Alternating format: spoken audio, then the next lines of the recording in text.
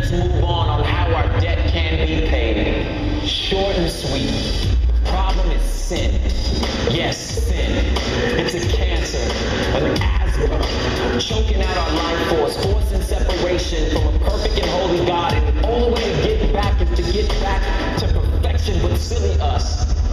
Trying to pass the course of life without referring to a syllabus. This is us. Keep up with good deeds. Chant, pray, meditate. Well, all of that, of course, is spraying cologne on a corpse. Or you could choose to ignore it as if something don't stink.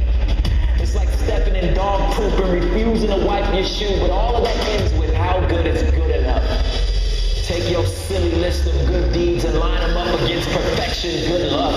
That's life past your pay grade. The cost of your soul, you ain't got a big enough piggy bank, but you can give it a shot. But I suggest you throw away the list, because even your good acts are an extension of your selfishness. But here's where it gets interesting. I hope you're closely listening. Please don't get it twisted. It's what makes our faith unique. Here's what God says is part A of the gospel. You can't fix yourself. Quit trying. It's impossible. Sin brings death. Give God his breath back. You owe him. Eternally separated. And the only way to fix it is someone die in your place. And that someone gotta be perfect. Or the payment ain't permanent. So if and when you find a perfect person, get him or her to willingly trade their perfection for your sin and death. And clearly, since the only one that can meet God's criteria is God, God sent himself as Jesus to pay the cost for us.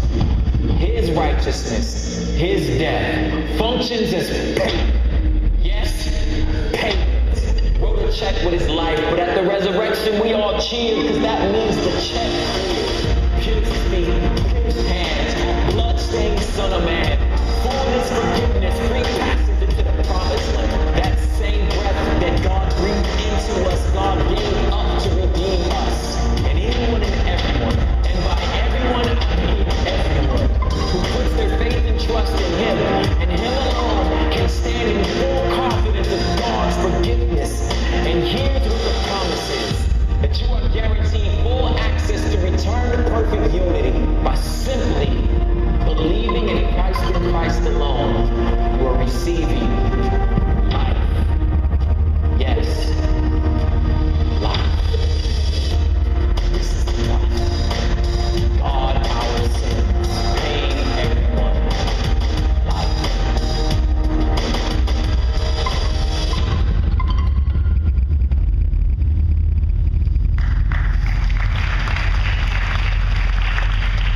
Alright, so that's the sermon tonight. You guys have a good night. Just kidding. I saw that literally like probably about 15, 20 minutes before I left my house.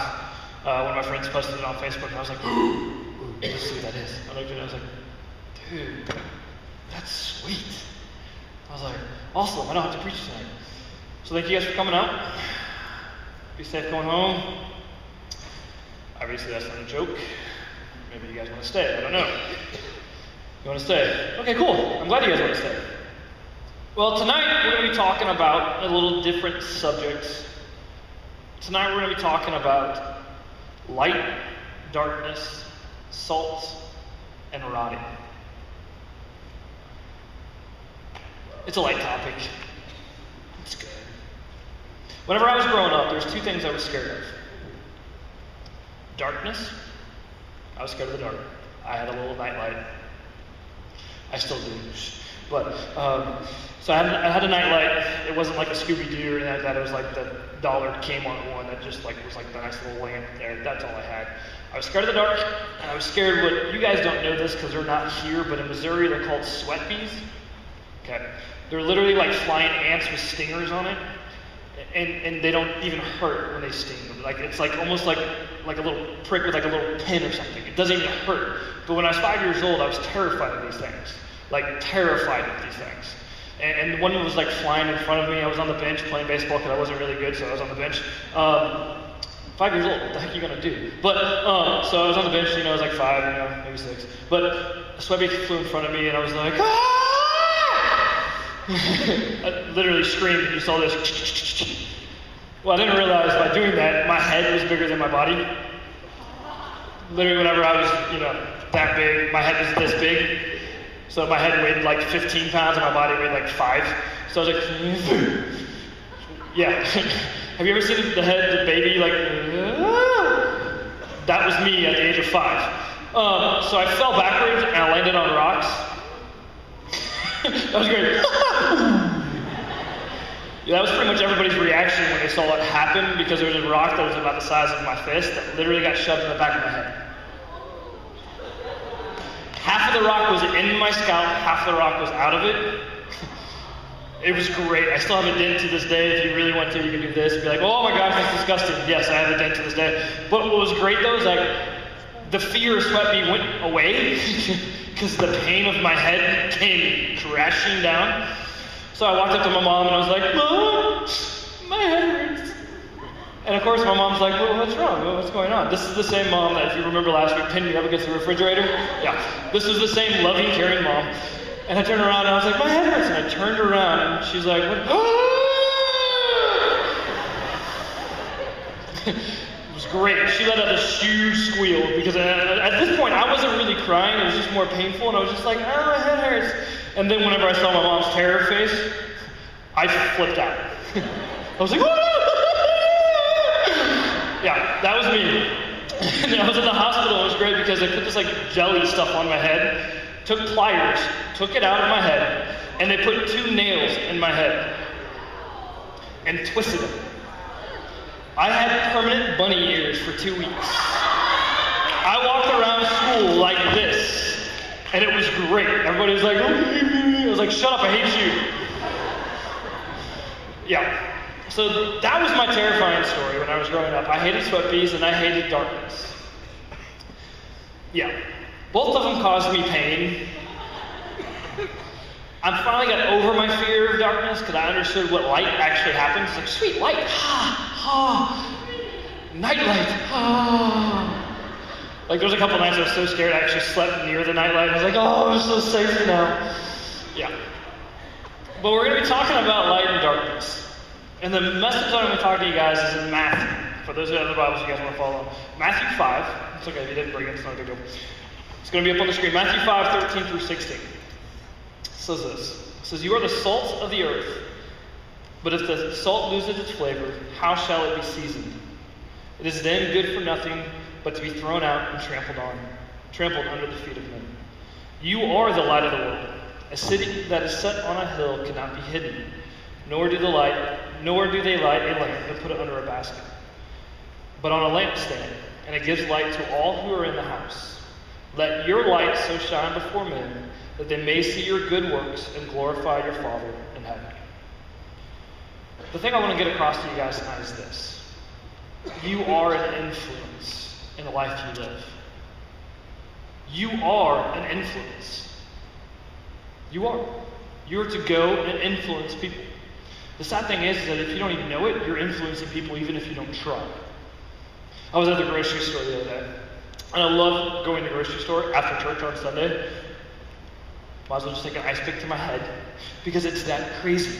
Everybody and their brother's there, but you have to go in the right mindset. You can't get irritated on Sunday morning going to the grocery store because there's 5 million people in front of you, kids screaming, parents. But I got behind this mom with a little kid, and the little stroller thing, the head's too big. He was like, hey, I remember that. But, so he was just sitting there and all this type of stuff, and the old man who's checking him out, checking out the groceries, let me phrase that. That sounded really bad. Checking out, creepy old man, but checking out the groceries. And it was great because checking out the groceries, and all of a sudden, the old man gave the kid a sucker. I was like, oh, that's sweet. That's cute. And the mom, you normally says, what the mom said, now what do you say to the nice man, right? The kid, you can tell he's shocked with his mom way too much. He literally turned to the man and said, I'll just put it on my credit card. I sat there and I was just kind of doing one of these things, and I was like, I kind of looked at the mom's face and she turned bright red. The influence of mom to dad, mom to kids are hilarious. Kids say the darndest things because they repeat things for me. My brother and my nephew. See, the greatest thing that God gave dads are one word, because I said so. Right? And it's funny to hear my brother say that to my nephew, because I just hear my dad say it to me. So my brother said it to my nephew. You know, because my nephew is in the stage of 3 of why. That's my nephew. I sit there and I laugh because it's not my kid, so I was like, you answer. And my brother was like, because I said so. So he said that a lot, apparently. So now my nephew, who's a talking fiend, was like, hey Dad, can you go? And my brother's like, no, why? And my 3-year-old nephew, because I said so. I bursted out laughing. My brother tried not to get mad at him. And I just was like, the influence that we have is something that we don't even know until it comes out at the wrong time. If you want to be an influence to your parents, to your friends, to your teammates, to people that are not even associated with you, but they're around you, you have one thing to decide is, where are you wanting to influence them to go? Where are you wanting them to go? You have a decision to make. Do you want to be the salt on this earth? This is salt. This is salt. This is salt. The greatest thing about salt, you know what salt does? It preserves meat. You know, that's actually how it was. Back in the day before freezers, believe it or not, there was something that there was no freezers. They used salt to preserve the meat. They put salt on the meat and it kept it good. What are you doing to influence the people? Now see, because the next thing is, number 2. I skipped 1, I apologize, whoever's doing my slides for me. Yeah, 2. You have to go and get influence, you have to go and get close to the people you want to influence. Go back to 1, because I skipped that, that's my fault.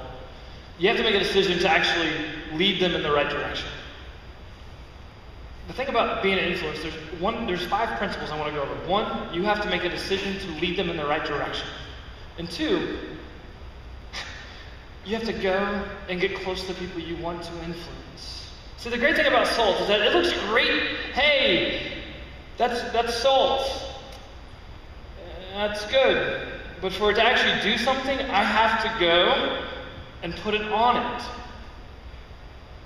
If I want to actually be an influence in the right direction, I actually have to go to the people that I care about the most and make sure they know that I'm trying to help them by actually putting in an effort to get to know the people that are around me.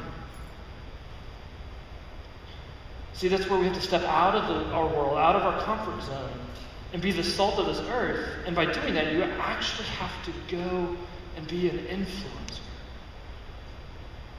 You have to go and influence people. Now, I mean, so many times you can sit there and you're like, okay, well, influence this, influence that. Because here's the thing that people want. People don't want you to tell them. You guys like to be told what to do? Where to go? No. No, but you like for them to show you.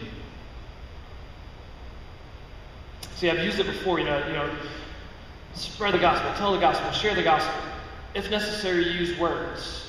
Because by the actions you choose will show people who you are and where you are trying to lead them. Have you ever tried to play a sport, let it be baseball, basketball, soccer, softball, football, whatever, and use no words? I mean, you can still do it. It's harder. It's more difficult. You physically have to do more. And that's what I'm saying is that for you to be an influencer of the people that are around you, you physically have to go and invest in their lives and pull them and show them where to go. Number 3. Now it says be a strong Christian. Let me clarify this. There is no rating system when it comes to Christianity. There isn't like, hey, I'm number 4 Christian, you're number 2, I'm more Christian than you. No, that rhymed. I did not mean for it to. That rhymed too. Wow. Okay, anyways, so I'm a poet. I didn't know it. And but the thing is that there's no rate.